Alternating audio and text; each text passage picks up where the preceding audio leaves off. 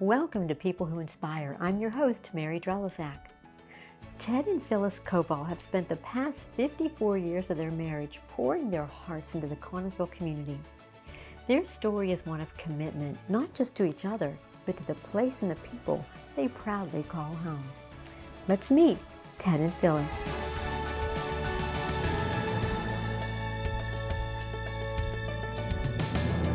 Thanks for being here, Ted and Phyllis.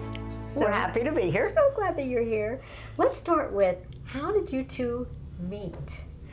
Well, we have to go back actually 56 years, or yesterday, it seems like, sometimes. We have both decided to go to WVU for college, and we were both in music, and it didn't take very long for us to say, you know what, this is absolutely what we want. We were engaged at the end of our sophomore year, and so then we spent our last 2 years at West Virginia being engaged, and then we graduated from West Virginia about the third week of May in 71, and we were married June 5th of that year. Wow. So, didn't waste any time. No, we didn't. No. And that's 54 years. Oh, that's so neat. So neat. So neat. So as a young married couple now, we have two music teachers. You weren't from here. Where were you from, and how did you get here? Okay, well, I'll start. I was from Monongahela, which is not too very far down the river, and Oh, it's my turn. Now, I'm originally from around the Brownsville area. I didn't actually live in Brownsville. Lived in the outskirts of it, kind of like it would be Bullskin here. It was East Millsboro Township, and the job that came up that we left after West Virginia, it was 1971. We got jobs by a tip from a friend of yours, I think, or somebody in your family. Offered, said that they needed a band director in some Catholic school outside of Steubenville. So I went out to interview, and she went into the Steubenville School District, interviewed there, and we both got jobs there. So we came home from Steubenville, and we found an apartment just not too far from your parents' house in Monongahela. Right, we lived there because we And weren't we got a ready phone to move call yet. because the phone never rang because we didn't live there very long. The phone called, and Perry Culver from Connellsville called and said, you two guys, he called me first. He said, do you want a job? And I said, And I thought about it. She said, well, I need to know because we're having a board meeting tonight. So I said, I'll take it. So what the heck? And then they called you not too long after that, and they said, do you want a job? So we both got hired on basically the same board meeting. And we were replacing a husband and wife that had been here. And, because we never knew them, I probably sometimes did know their names, but they were a band director and a vocal teacher, and they moved on to somewhere. And of course, we had to call Steubenville. Now, this was still the beginning of June. We called Steubenville and said we had changed our mind. They weren't real happy with us, but our families were happy because we were closer. We were only about 40 minutes from my parents and from where Ted's mom lived. But I'll never forget when we came into Connellsville, when we moved here, our thought was, we're going to be here for a couple years. We don't know this place, but this will be a good starting place to see. Do we like music? Do we like what we're teaching? And then we'll move on. To do some other things.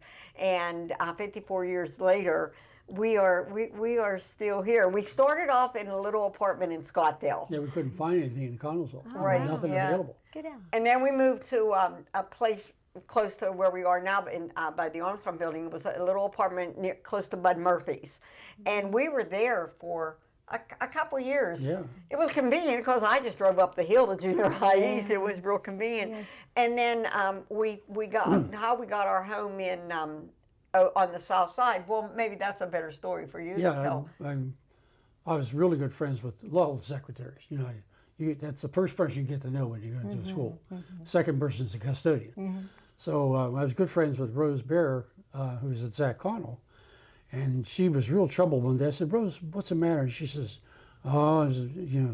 my husband's not doing very well, so we think we're going to have to move out of the house. He can't climb the stairs anymore, and we don't know what to do with the house. We don't know whether to sell it, whether to rent it. I said, well, I'll tell you what, rent it to me. She says, you serious? I said, yeah. I said, we're kind of looking for a house, but we don't know yet. I said, maybe we can get together. So I talked to the both of them with Murray Horowitz as the attorney. I said, what can we work out? Says, maybe we can do like a 2-year deal. So we rented it for 2 years for $135 a month, and $100 of that went towards the price of the house. Well, I didn't remember that.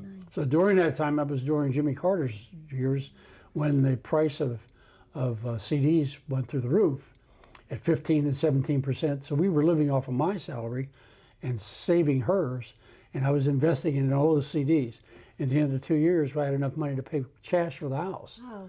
And we were right around the corner from Southside School. And again, it was like, this is a small house, we'll see. But we really liked it, and we liked the neighborhood. So our decision was, instead of moving, we just kept adding on to the house. We added 2 very large bedrooms. We added a garage. We added a patio. We added a sunroom. But we made it what we wanted, and we didn't leave where we were just so comfortable in the neighborhood. Our kids never rode a bus until they went to 7th grade. They walked to school. Ted taught at South Side, so he walked down there sometimes. So it was almost like, we were supposed to get the jobs in Connellsville. We were supposed to buy, how they say, go with your instincts because it's probably the right thing to do. Yes. And we never have looked back and regretted the decision to stay here in Connellsville, the decision to stay in our home, in our neighborhood. And right now, I don't know how many people actually don't know we are not from Connellsville. No one would ever know that. No, because you're like Mr. and Mrs. Connellsville. Yeah, I don't know about that, but they do forget. And every once in a while they'll say, "Will you remember?" When we went to school, and we have to say, "Remember, we didn't grow up here. We didn't go to high school here." Oh, that's right. But when we moved into the city, that's when we decided, we wanted to find a church. And we were Catholic, so we went to a couple of different churches and really felt very comfortable with St. Rita's. And not long after we were in there, I joined the choir, and then I drafted Ted into the choir, and then our kids got drafted in. I mean, from the time they were 2 or 3 years old, they sat in that choir loft with us, and as they grew up, then they started playing their instruments there. They worked the booths with us for the St. Rita Street Fair, and they grew up knowing that community, and the South Side was a wonderful place to raise our kids. Now, things are different today, I do understand that. But we never worried about them. Gosh, those kids in the summer would play release at 10 o'clock at night, and where they'd put all black clothing on and run through the neighborhood, and everybody's yards were open, and you never had any fear of the kids in being in any kind of danger. Okay. So it was a wonderful place for us to make our careers and to raise our family. That's right.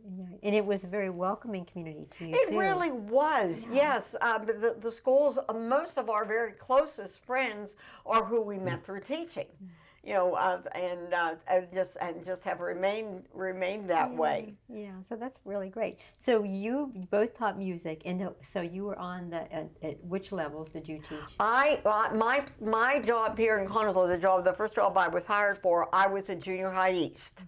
And took the place of one of this couple that had left, and I did vocal music there. Joanna Ball was who was with the other teacher with me, and a year or two later is when Chris Hornick got the band director job he moved from the elementary to the junior high, and then that established we're such close friends with the Hornicks, and so I taught. For 4 years at Junior High East, I did 7th and 8th grade general music, 7th and 8th grade chorus. Ted was in the elementary. That's the most of the time. Well, I think what landed me the job was I was interviewing for the elementary job, but they said they also needed an assistant band director because that's right. They couldn't the person just left and they couldn't get anybody to do it. For the high school. Heck, I'll do that. So I immediately became assistant high school band director along with that. Oh, that's So I had 7 buildings. And another, Joe Schwering, another teacher that was here, they said, well, there's too many buildings to cover one person, so why don't we team teach? So he and I would drive to a building. He'd take half of the building kids, and I'd take the other half, and we'd drive to another building and do, same thing. So each week we saw 7 buildings. Wow. Between the two of us. Were you teaching instruments? What were you teaching? Yeah, Okay. instruments only. Oh, okay. So we did just band only, and then Okay. we tried to get the kids together in smaller groups and stuff like that. It was kind of tough. So I ended up doing band before school. I tried it after school. None of the kids could stay because they're involved. Those kids are involved in so many things, dancing and sports and all that. So none of them could stay after school. So I said, okay, we'll do it before school. So we'd come in at 7:30 in the morning and practice until school started. Good way to start the day. It was. They were ready to go by night. Early band. In our calendar, we always had EB. It was for early band. But the parents got them there. Yeah, they were interested in it, and it was a good way. And you know what? And think about that. They probably couldn't wait to get to school. Right, because they like starting the day off like that. For sure. That's awesome. That is really awesome. So 54 years later, here married. Tell us a little bit about your family, all grown. We featured Finley and we have and we had 2 children, and again, like I said, it was a wonderful place to raise our kid. They walked to elementary school. They were both very involved in music and AJ in sports. He was a swimmer and a diver through high school, and they got wonderful educations here. They had no problem when they went to college, managing college, from the education they received from Connellsville. Both of them are married. Jennifer is married to somebody who is also from Connellsville. She was her high school sweetheart, and her husband Matt was actually a year ahead of her. And when Matt went away to college, in the background we're all thinking, well, that's probably going to be the end of it. But again, was supposed to be, because Matt went to Duquesne a year later. Jennifer went to Carlo. Jennifer's degree is in nursing, and she and Matt, like us, married right out of college, and they have 3 children.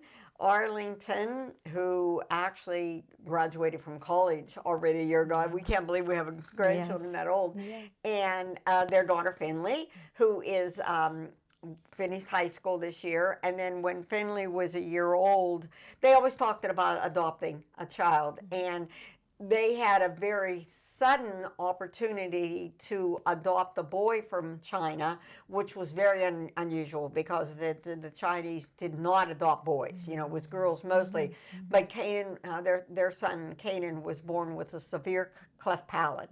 So he had been left on the orphanage step with the umbilical cord still attached. Wow. And he was in the orphanage for, they got him, he was almost a year. And so they got a call saying, we have this little baby boy. He's got this disability.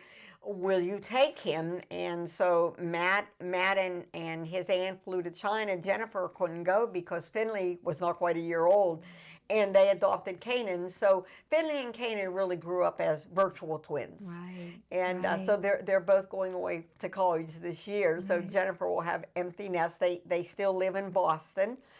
And then our son AJ actually went to Duquesne, graduated in music education, and Duquesne, and then he switched to IUP because he decided he wanted music education. Met his wife. I can't imagine why. they met working Kennywood. He worked Kennywood for 3 or 4 summers, working the rides, and that's where he met his wife. He taught for almost 15 years and then just kind of got burned out on it and went back and got his real estate license. His wife's a teacher, still teaching. She teaches English.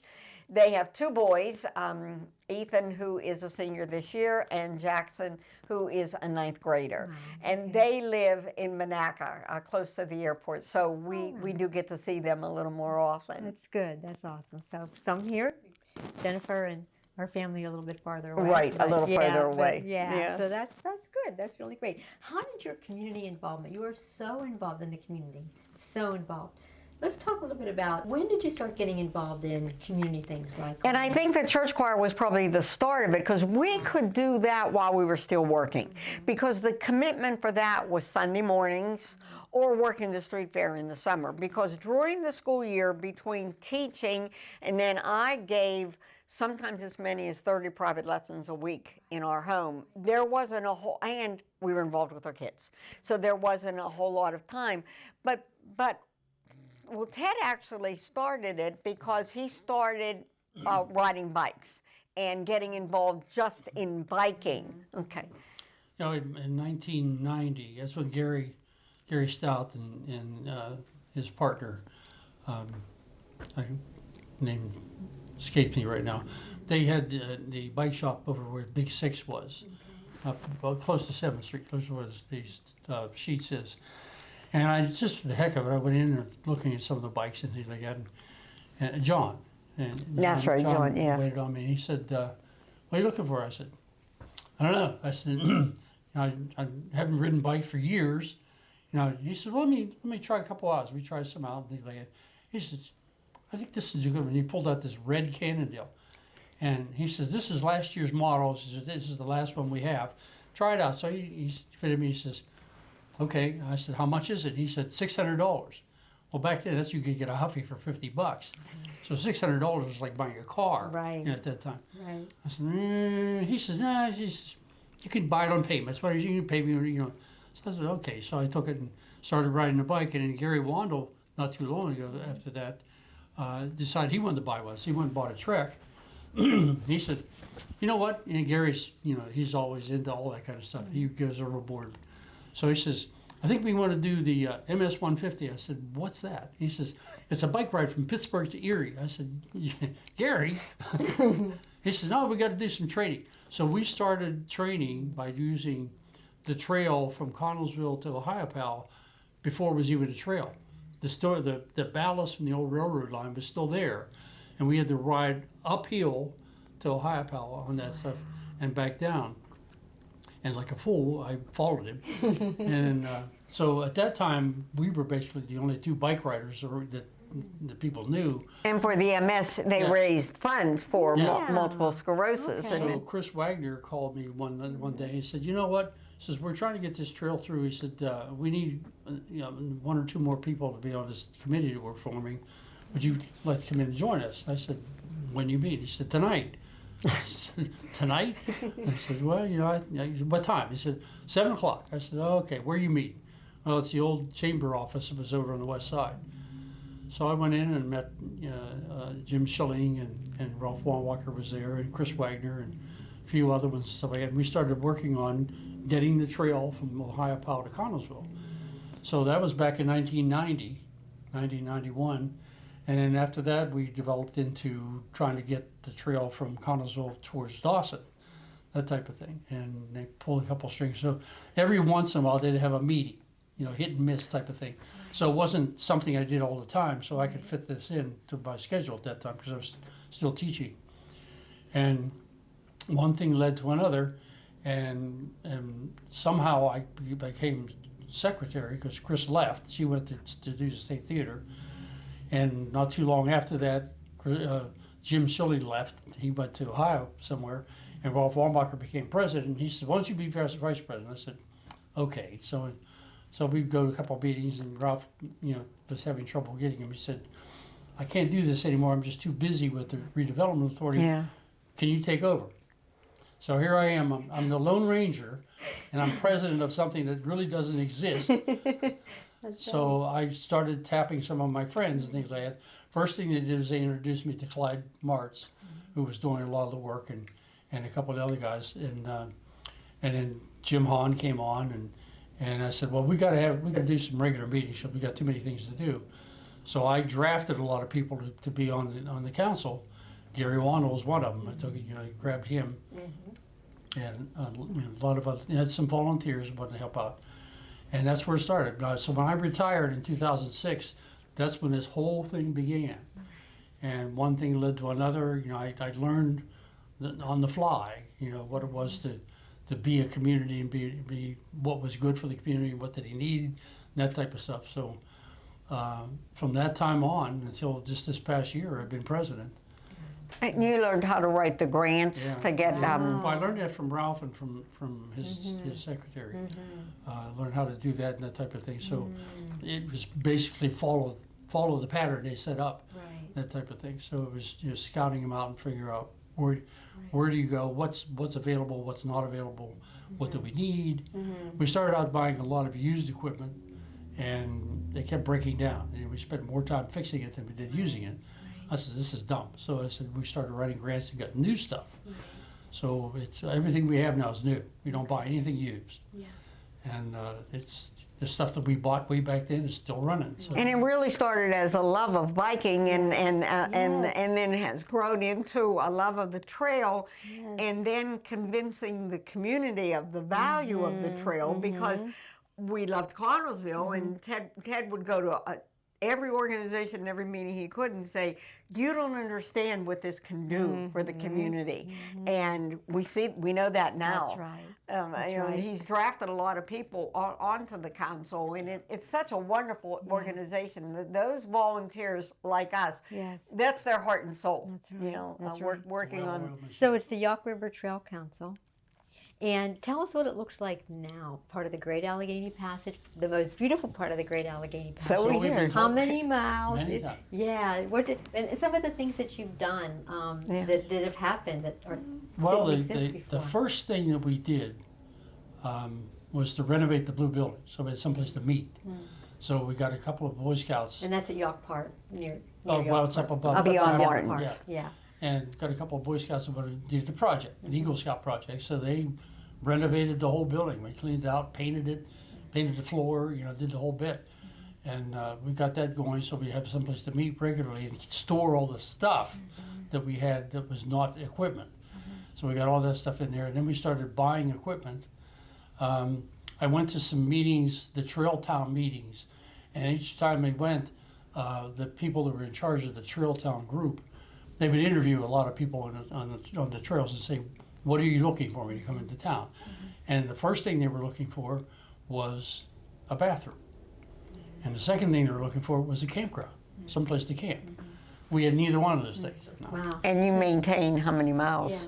Well, we go 12 miles towards Pittsburgh Okay. and 11 miles towards Ohio Power. Wow. It's one of the biggest sections of the Great Allegheny Passage. Is it not maintained? Right. So now you have a beautiful camping area there, and you have the bathrooms. And what does it take to keep the trail? I don't know what it's called, that it's laid down on the trail. The dust. Well, they call it duster. We that was another thing we did right at the very beginning. Dexton Reed was president of the RTC, which is our mother organization, but we're part of that. And he got some grants to do 15 miles of the trail from Connellsville to Whitsett. And that was 20 years ago. So we did that first. Well, the last couple of years it's been really in bad shape, especially the Whitsett section. It's been very bad. So they decided to write some more grants. And this past year we spent $600,000 this year to renovate that section again. So it's pretty much done for another 10 or 15 years. But it's just people. I think other communities don't understand how expensive it is to put a trail in and take some work, because you've got to get land grants and all that. But you have to maintain it for the rest of everybody's life. Exactly. And all the grass cutting, all the clearing. Every time a branch comes down, a tree comes down. Hello. Well, how many hours? You know how many hours they've done in approximately in a year. What's the man hours? Because sometimes you have to match it with three to 400 is average. Wow. 300 to 400 average. How many volunteers? How many volunteers keep the trail looking as beautiful as it Right does? now, we probably have seven or eight. 7 guys. There's about 15 on the council, but those 7 guys that are out there, April through October, probably somebody every single day. In the winter. Yeah. Okay. All right. Wow. All year round. Wow.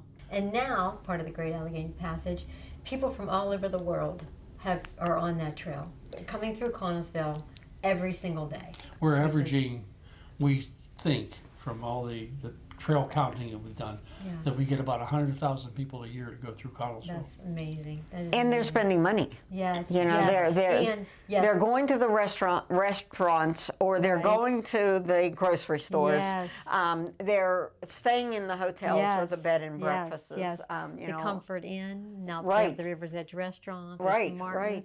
The entire, I understand there's not an open storefront up and down the Crawford Avenue in Connellsville because of the bike trail. it's amazing. Yes, yes. Yes. Yeah. Restaurants are popping up. We just got the two newest ones are the Plot Twist, and Right, right. lemonade and sandwiches, and Old World Coffee and Gelato. I understand coffee's big with bikers. Well, Because we've and been asked when we've been walking the trail, where can we get coffee? You know, yeah. that and they also seem to really like the kickstand, because they like the Yes, sandwiches and the salads and the yes, healthy menu that you know yes, that they provide. that's You always see perfect. bikes Yes, parked outside of there. Yes, yes. So And then you have Valley across the street too. Yeah, Well, the third thing they were looking for was beer. beer. Someplace to buy a beer. Okay, where are they buying beer? Well, New York Pizza Hut sells beer. Right, Yeah. or we try to Okay. direct them over to Bud There Murphy's you or, go. or, Yeah, you know, there you whatever. go. Everything's right around here, and so yeah. Did Well, they- and then the other thing the trail was instrumental in doing is to make the campground a little better. They came up with the Adirondack shelters. Yes. Right. Yeah, it was yes. Gary Bondo. Gary was on the school board at that time, Okay. and he was really big into the Career and Technical Center kids and things like that. It was really after, you know, we need to get these kids out in the community. So he said, what could we do? And I said, well, you know, we need some shelters. You know, we got this campground. He said, okay. So he did some research, and he found out to buy a kit to buy one for one of those shelters was $4,400 at that time. So Derry jumped in, and he found somebody up in the mountains to donate the lumber. And the Career and Technical Center kids took it and took the design that he brought back, and they cut the lumber exactly where it was supposed to be. Things, you know, all the pieces were ready, and he brought the kids down for a week and built 2 of the shelters On site, they build for them on less than site. Yeah. $2,000. Get out. Right. Yeah. And every time we're on the bike trail, somebody is using those. Yes, because there's 4 Always, there, and there's a always. couple down at Ron Bottom. And the nice part about that was too, the kids from the Career and Technical Center took such pride in Yes. what they had done there, Yes. and they have since then built some of the benches that are along the trail and the picnic tables and stuff. That all came from the carpentry classes We just put 2 or 3 more in this year. That's Yeah, awesome. yeah. That's great. So it pulled those kids in, Yes. and it taught them pride in the community, in the trail. Yes. So you know, We've never had any problems with graffiti. Isn't that great? Yeah, because the kids have told them all, I said, don't you dare touch Down it. in- yeah, that's right. This is right. That's right. Yeah, We're going to so- respect this place. That's Yeah. Well, right. they're the one, the Career and Technical Center kids, the 3 classes, it was the woodwork, the auto body, and the welding class. Redid the caboose. Okay. Yeah, the Welcome Center, they yeah. So the Sanded it all caboose is the down, Welcome Center. repainted the thing, built the steps, you know, did all the railing and stuff like Right, that. They did all right. that for nothing. Wow. You know, so That's- we lucked out on that. That's, And it was those kids also that designed the benches that are on the trail. If you ever notice the benches that are Yes, in, that's right. and then go along the trail, the backs tip so that you can face the river, you can face it. And one of the boys up there came up with that oh, that's design. a great Yeah, idea. yeah. A little contest. They had something that spun around. They said, no, we don't want to do that. Yeah. No spinning. So from just Ted's interested in biking, Yes. and then Yes. being And willing Gary to saying, give back. hey, let's Yeah, go. and being Yeah. wanting to give back to the community Amazing. and love of the trail, Yes. you know, has blossomed into a lot of people loving the trail. Yes. People love the trail. And so much growth in our area because of it. Businesses popping up. I people think probably coming. of all the things, and we're proud of all the things that we've volunteered for, or even the teaching careers that we've had. Right. The trail probably is number one because of what it's done That's right. for the city. That's right. That's right. As newlyweds over 50 years ago, Ted and Phyllis found a welcoming community in Connellsville and stayed to serve. In the classroom and in the community, they've worn many hats, but the goal has always been the same: to serve others with kindness, enthusiasm, and one purpose: to make their hometown better. May their story remind you that all it takes to start to make a difference is having a willing heart. Maybe you'll be inspired to look around your own community, roll up your sleeves and ask, where can I help? Just like Ted and Phyllis, you might find that in serving others, you find more than passion and purpose. You find a home. Thanks so much for being with us.